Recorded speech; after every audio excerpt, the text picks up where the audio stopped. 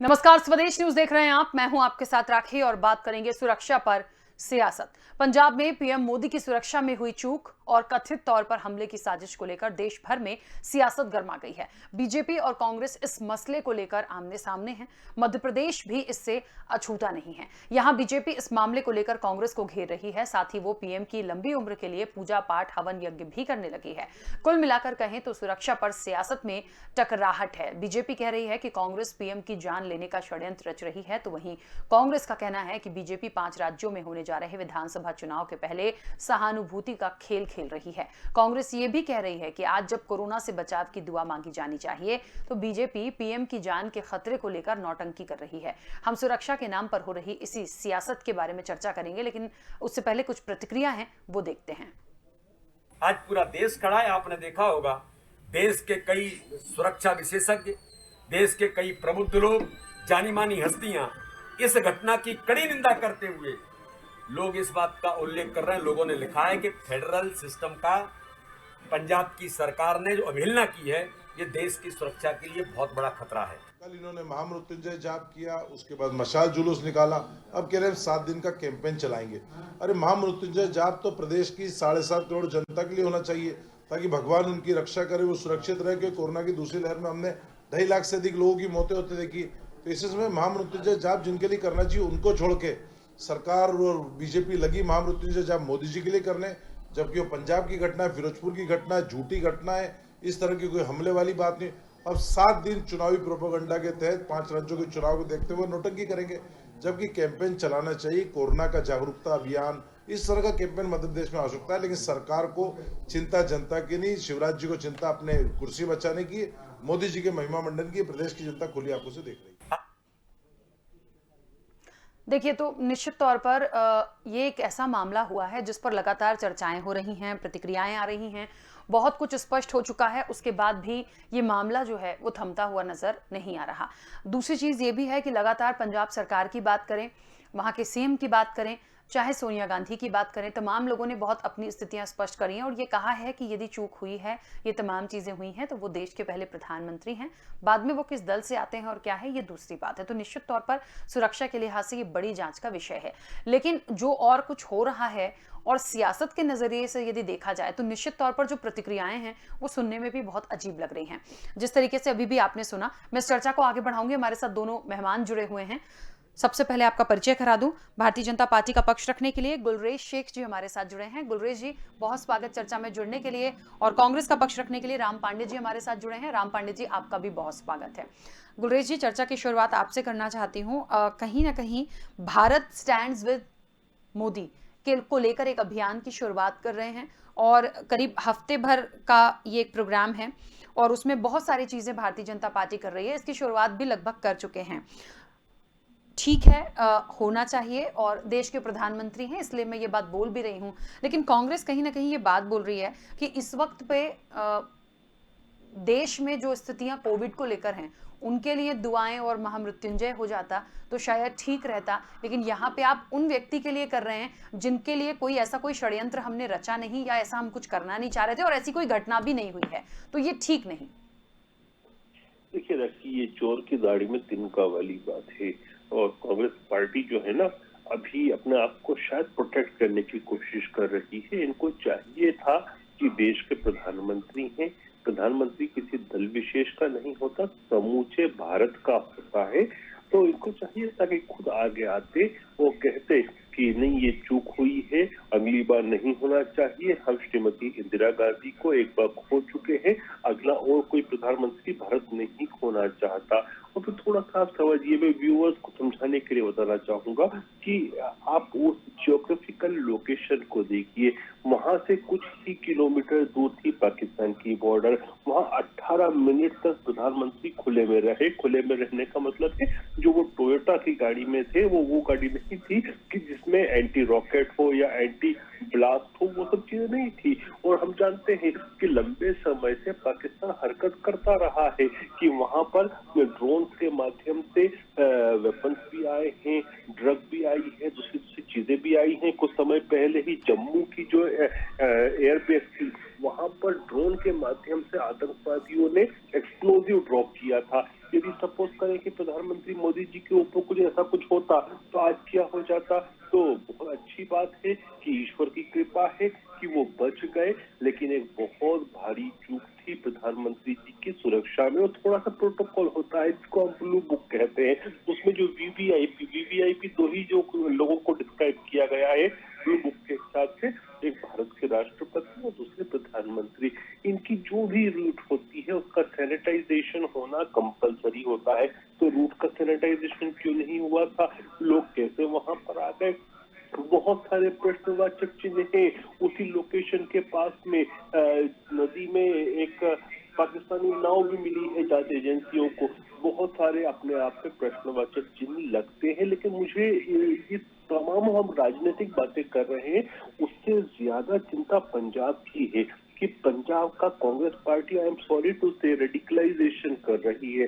जिस प्रकार के वक्तव्य इनके वहां के अध्यक्ष सिद्धू साहब के आते हैं, जो वो कहते हैं कि कोई बेइज्जती करे तो उसको पब्लिकली जनता के सामने एग्जीक्यूट कर दो। अरे भैया, इस प्रकार के पब्लिक एग्जीक्यूशन तो सऊदी अरब और चीन में हुआ करते थे, उन्होंने भी बंद कर दिया है। तो ये पंजाब जो हमारा एक बॉर्डरिंग स्टेट है, जहां पर एक होस्टाइल पड़ोसी बैठा है जो ऑलरेडी एक आतंकवाद के साये में जल चुका है, उसको क्यों रेडिकलाइज करना चाहते हैं? ये कौन से ऐसे तत्व हैं जिनको ये कैटर करने की कोशिश कर रहे हैं? और इससे पंजाब का भी नुकसान होगा और देश का भी नुकसान होगा।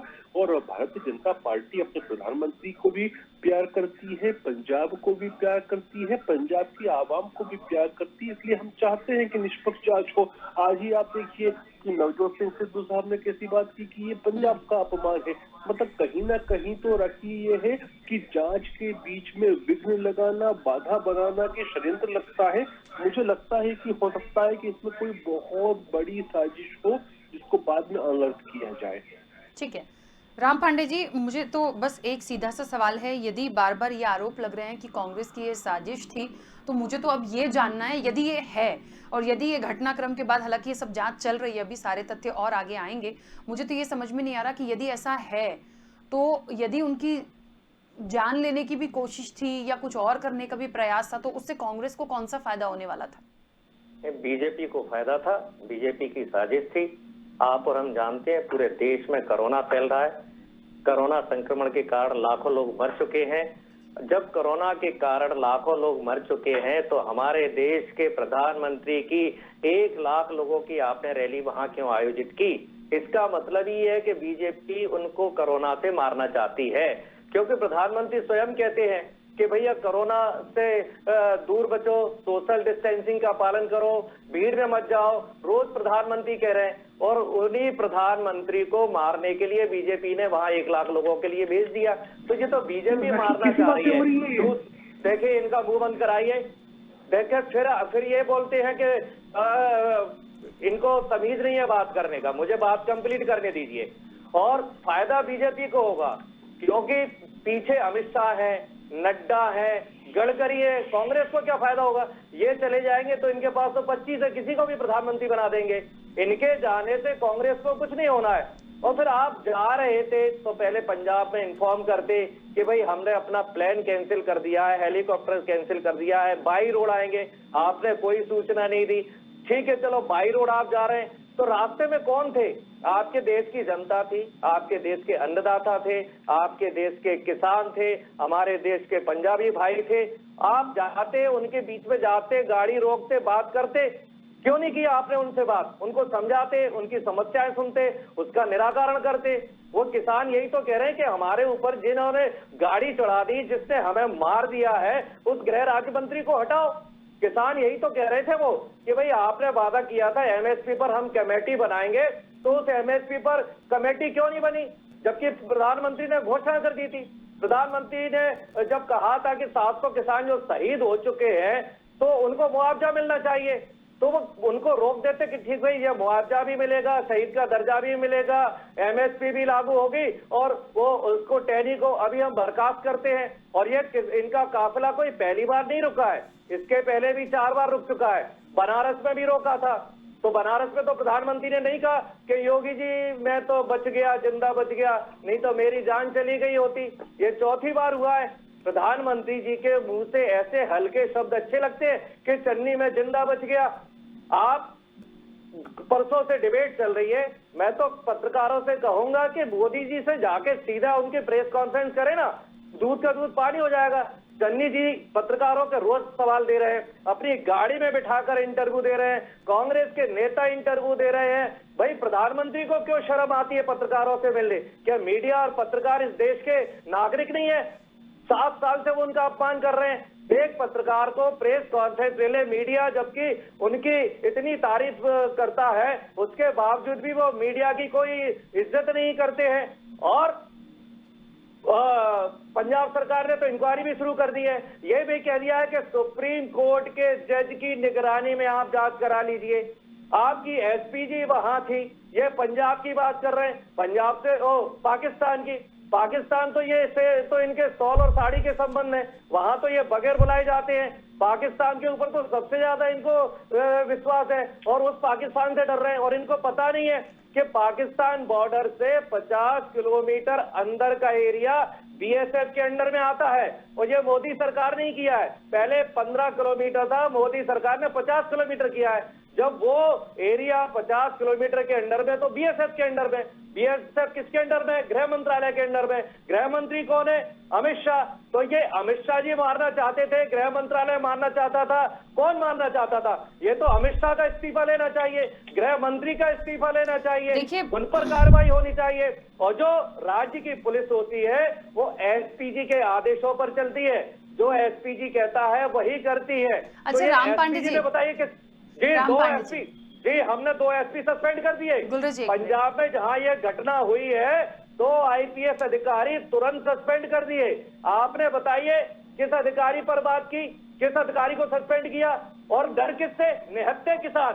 आपके पास AK-47 बुलेट प्रूफ कार, 10,000 आपके पास पुलिस वाले, पूरे देश की आपके पास आर्मी, और आप निहत्थे किसानों से डर रहे हैं। मतलब ऐसे आपने कहानी कर दिया जैसे कान के बगल से गोली निकल गई हो, गाड़ी पे बम फट गया हो। मतलब ना उनके हाथ में लाठी, न डंडे, न गोलियां, न बंदूकें, कुछ नहीं। किससे डरता? और नाम बताइए ना कि मेरी जान बच गई। क्या किसान आपको मारना चाहते थे? आप पंजाब को बदनाम करना चाह रहे हैं पूरी दुनिया में। राम पांडे जी एक छोटा सा सवाल है, उसके बाद गुलरेज जी कुछ कहना चाह रहे हैं कि भारतीय जनता पार्टी तो एक बहुत सारा प्रोग्राम है उनका, अलग अलग वो 1 हफ्ते तक करेगी इसको लेकर, क्योंकि अभी वो शांत बैठने वाले नहीं हैं। तो कांग्रेस यदि बिल्कुल सही है या कांग्रेस को लग रहा है कि गलती नहीं हुई है, चूक हुई है, कुछ हो सकता है, सोनिया गांधी भी कह रही थी जांच का ये विषय है, तो कांग्रेस भी अपनी तरफ से कुछ ऐसा कुछ प्लान कर रही है या और कुछ ऐसा सोच रखा है जो करना चाहिए आगे? क्योंकि बात तो रखनी पड़ेगी। ये नौटंकी क्यों कर रही है 1 हफ्ते की? 1 साल क्यों नहीं कर रहे? मैं तो कहता हूं वो हमारे प्रधानमंत्री हैं, उनके लिए इनको 1 साल तक धरना देना चाहिए, 1 साल तक वहां मृत्युंजय जाप करना चाहिए, 1 साल तक मौन करना चाहिए। 7 ही दिन की क्यों नौटंकी कर रहे हैं? ये प्रधानमंत्री को प्रधानमंत्री नहीं समझ रहे कुछ। और सोनिया जी ने तो सबसे पहले चन्नी जी को फोन किया, उनसे मांगा और उनसे कहा कि प्रधानमंत्री की सुरक्षा होनी चाहिए। उन्होंने तो कहा कि हमारे देश का प्रधानमंत्री बहुत कीमती होता है। कमलनाथ जी ने भी यही बात कही है। तो हमारे देश के नेता तो चिंता कर रहे हैं और हमारे देश के तो महात्मा गांधी जी शिकार हो गए इस चीज के, राजीव गांधी जी हो गए, बेअंत सिंह महाराष्ट्र पंजाब के हो गए। छत्तीसगढ़ में जब भाजपा की सरकार थी तब विद्याचरण शुक्ल जी को मार दिया गया, महेंद्र कर्मा जी को मार दिया गया, तब रमन सिंह मुख्यमंत्री थे। तब तो रमन सिंह से किसी ने नहीं कहा कि आपने कांग्रेस के नेताओं को मार दिया। इनकी सरकारों में हमारे नेता मारे जा चुके हैं। तमिलनाडु में राजीव गांधी जी मारे जा चुके थे, हमने तमिलनाडु सरकार को ब्लेम नहीं किया। हमने तो यहां तक कि जो लोग पंजाब को देश से अलग करना चाह रहे थे, हमने उन पर कार्रवाई की और उनको अपनी सुरक्षा में। राम पांडे जी देखिए, मुझे लगता है शायद ये देखिए, ये भारतीय जनता पार्टी का भय बोल लीजिए या उनको ऐसा लगा शायद इसीलिए, क्योंकि आपने बिल्कुल ठीक नाम लिया। चाहे राजीव गांधी की बात करें, चाहे हम इंदिरा गांधी की बात करें, उनकी मृत्यु कैसे हुई थी ये हम सब बहुत अच्छे से जानते हैं। तो कोई अनहोनी ना हो जाती, शायद इसीलिए इसी बात का शायद उनको भय था। देखिए भय इस बात का था, वहां 70,000 से ज्यादा लोग आने वाले थे, 700 लोग पहुंचे थे। कैप्टन अमरिंदर का भाषण हो चुका था, कुर्सियां खाली पड़ी थी, पंजाब में विरोध है, 700 किसान वहां मर गए थे। प्रधानमंत्री ने कहा कि मेरे कारण नहीं मर गए। ये सतपाल मलिक मेघालय के राज्यपाल को मोदी जी ने बोला है कि मेरे कारण नहीं मरे हैं, मरते हैं तो मर जाए। आपकी चौखट पर 700 किसान मर गए और आप कहते हैं मैं जिंदा बच गया। उन्हीं किसानों पर आप ब्लेम कर रहे हैं। झूठ बोल रहे हैं। जो निहत्थे किसान है, जो अन्नदाता है, पूरे देश को जिंदा रखे हुए हैं, उन किसानों पर आप झूठा आरोप लगा रहे हैं। आप ठीक है। बताइए बच किससे गए जिंदा? आपको ये तो बताना चाहिए ना। रोड पर किसान खड़े हुए हैं और भारतीय जनता पार्टी के कार्यकर्ता प्रधानमंत्री की गाड़ी के बगल में पहुंच जाते हैं, तब कहां थी एसपी जी? ठीक है। कैसे भारतीय जनता पार्टी की प्रधानमंत्री की गाड़ी के पास वो पहुंच जाते हैं? ठीक है, चलिए, मैं जान को वापस पता आती तो हूँ। उनसे है। मैं गुलरेज बोल जी। रहा हूँ ना कि बीजेपी के लोग उनको मारना चाहते हैं। सबसे पहले बीजेपी के लोग उनकी गाड़ी के बगल में पहुंचे थे। यदि खतरा है प्रधानमंत्री को तो बीजेपी से है। ठीक उनके है, लाइन गुलरेज में जी कई अपनी लोग बात लगे हुए रखिएगा। पीछे। ठीक है। थोड़ा इनको चुप करें हम।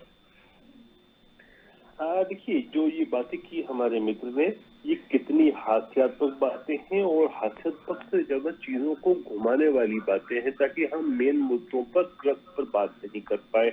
और बहुत सारी बातें लोगों के सामने झूठी बोली। कैसे झूठ बोली कि जो बीएसएफ है उसका 50 किलोमीटर के दायरे में कंट्रोल है। नहीं, कंट्रोल नहीं, उसका नोटिफिकेशन निकला था, लेकिन अभी वो कंट्रोल हुआ नहीं है, वो नोटिफिकेशन लागू होना बाकी है। तो आपकी एसपीजी बोल रही है, नहीं, आपका गृह मंत्रालय बोल रहा है। गृह मंत्रालय को आप झूठा, अमित शाह को झूठा बता रहे हैं। 2 मिनट में आपको बीजेपी से बाहर कर देंगे। ठीक अमित शाह को तो झूठा मत है, ठहराइए। राम पांडे जी, राम पांडे जी, उनका पक्ष आने दीजिए। देखिए, वो आपके बीच में नहीं बोले थे। अरे 50 बार बोले थे, बोलने की शुरुआत इन्होंने की थी। जब बीच में टोकेंगे तो फिर सुनना पड़ेगा। ठीक है, फिर वो चुप भी हो गए थे। प्लीज। जहाँ तक नोटिफिकेशन की बात है, वो नोटिफिकेशन आया था, नोटिफिकेशन एग्जीक्यूट नहीं हुआ, उसका होना बाकी है। अभी 50 किलोमीटर के अंतर्गत बीएसएफ का दायरा नहीं है, पहली बात यह। दूसरी बात है, जो ये कह रहे थे कि एसपीजी के अंडर में पुलिस काम करती, जी नहीं। एसपीजी का कार्य जो होता है वो आसपास के एरिया को देखना होता है, जो नेता को घेर कर रखकर आसपास के एरिया को देखना। जब बल्कि जो रूट्स होती हैं, उन रूट्स का जो सैनिटाइजेशन का काम होता है वो स्टेट पुलिस का होता है। न केवल इतना, बल्कि नेता वहां पर गए हैं, वीवीआईपी गए हैं, तो क्या खाएंगे, क्या पिएंगे, उनका टाइमिंग क्या होगा, वो सब चीजें भी जो होती हैं वो स्थानीय गवर्नमेंट, मतलब स्टेट गवर्नमेंट और स्टेट गवर्नमेंट की पुलिस का कार्य होता है। तो बड़ा क्लियरली डिफाइंड है ये एसपीजी एक्ट के अंतर्गत इन चीजों को। और बाकी आप ये देखिए ना कि मोदी जी को किससे डर है। आप ये समझिए कि मोदी जी को पाकिस्तान से डर है, मोदी जी को अलगाववादियों से डर है, मोदी जी को खालिस्तानियों से खतरा है। तो डर की बात नहीं, खतरे की बात है, क्योंकि जो लोग भी हिंदुस्तान के विरोध में हैं वो डेफिनेटली हिंदुस्तान के प्रधानमंत्री के विरोध में है। और मोदी जी को यहाँ पर एक शख्स के रूप में देखने से ज्यादा कांग्रेस को भी चाहिए कि राष्ट्र के प्रधानमंत्री जो कि डिलीवरी कर रहे हैं बहुत सारी चीजों पर, जो बार बार पाकिस्तान और चीन की आंख में बिल्कुल चुभते हैं, क्योंकि उनको करारा जवाब भी देते हैं और तस्के मस नहीं होते हैं, अंतर्राष्ट्रीय छवि भारत की बना रहे हैं, तो उनको खत्म करना इन लोगों के लिए तो बहुत प्राइम टारगेट है। और इसमें तो कम से कम प्रधानमंत्री जी के साथ खड़े रहना चाहिए विपक्ष को भी। लेकिन इन्होंने जिस प्रकार की बातें की कि उनको ये मरवाना चाहता है, वो मरवाना चाहता है, मेरे भैया हम तो इस बड़े साफ बोल रहे हैं, हम तो आपके ऊपर भी नहीं कहते, हम कहते कि पाकिस्तान उनकी जान का दुश्मन है। कोरोना काल में क्यों भेज रहे हैं उनको मारने के लिए? खालिस्तानी उनके कोरोना काल में क्यों भेज रहे हैं उनको मारने के लिए? लेकिन कोरोना से मर जाएंगे यदि वहां जाएंगे तो। राम पांडे जी, एक मिनट, और एक जब मिनट। ये बोलते हैं तो हम चुप रहते हैं। ये बदतमीजी की श्रेणी में आता है। मर जाएंगे यदि लाखों लोगों के बीच में जाएंगे तो। मैं भारतीय जनता पार्टी से निवेदन करता हूँ, मुझे ऐसा लगता है, देखिए, मुझे ऐसा लगता है आप उनको दोनों बहुत कोरोना सम्मानीय बचाए। हैं और दोनों इतने समझदार भी हैं कि कितना इंटरप्ट करना है कितना नहीं। मुझे बोलने की जरूरत नहीं है, प्लीज।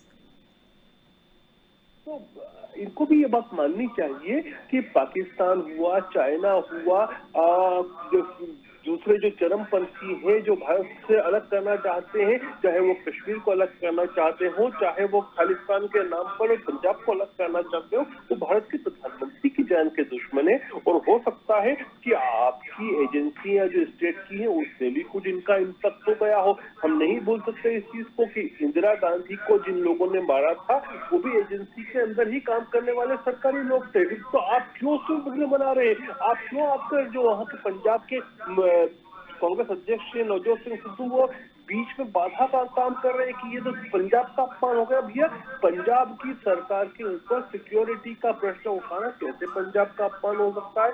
ये तो बड़ी बुरी बात है। यदि आप इस तरह से करने लग गए तो देश की सिक्योरिटी के साथ आप खिलवाड़ करेंगे क्या? और आप ये देखिए ना कि क्या आप वापस चाहते हैं कि इस प्रकार का रेडिकलाइजेशन जो आप पेम्पर कर रहे हैं पॉलिटिकल गेन्स के लिए पंजाब में, क्या आप चाहते हैं कि पंजाब में वापस से आतंकवाद की आग लग जाए?